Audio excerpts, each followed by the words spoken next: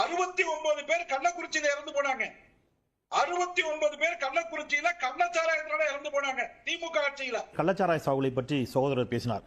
ஜூலை 2022 இந்தியாவிலேயே அதிக கள்ளச்சாராய மரணங்கள் நடக்கக்கூடிய மாநிலம் குஜராத். 2022 42 பேர் மோடி அவர்களுடைய சொந்த மாநிலமான குஜராத்தில் கள்ளச்சாராயத்தில் மரணமடைந்தார்கள். 97 பேர் சீரியஸா இருக்கிறாங்க. 2025 பிப்ரவரி மொத்தமா 3 பேர் இறந்து போனார்கள். அடிக்கடி அங்க நடக்குது. அதிமுக பாஜக கூட்டணி அமைஞ்சிருக்கு. அதிமுக பாஜக கூட்டணி அமைஞ்சிருக்கு. இதுல திமுகவை ஆட்சியிலிருந்து அகற்றுவதற்காக நான் என்ன கேட்கிறேன்னா சார், எழுச்சி தமிழர் அவர்கள் திருநீரை அளித்த பற்றி எல்லாம் பேசினாங்க.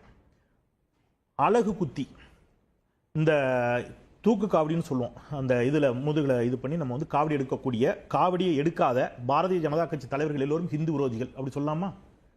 தீக்குழி இறங்கணும், தீச்சட்டி எடுத்து சாமி ஆடணும், அது செய்யாத எல்லா பாரதிய ஜனதா கட்சி தலைவர்களும் ஹிந்து விரோதிகள் அப்படி சொல்லலாமா?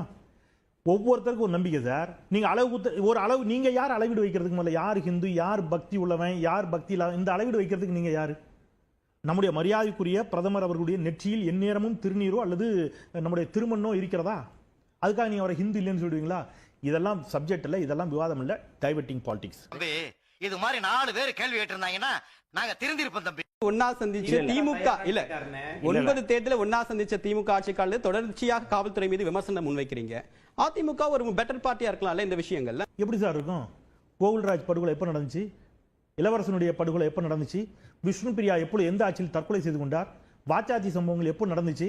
ஏன் கடந்த தேர்தலில் சாதி மறுப்பு திருமணம் செய்து கொண்டவர்களுக்கு அரசு உள்ளிட்ட வேலை வாய்ப்புகளில் ஒரு சிறப்பு சலுகை கொடுக்கப்படும் அப்படின்னு ஒரு தேர்தல் வாக்குறுதியை இந்தியா கூட்டணி தமிழ்நாட்டில் முன்வைத்த உடனேயே இதே கொங்கு மண்டலத்தில் அதிமுக எப்படி பிரச்சாரம் பண்ணுச்சு?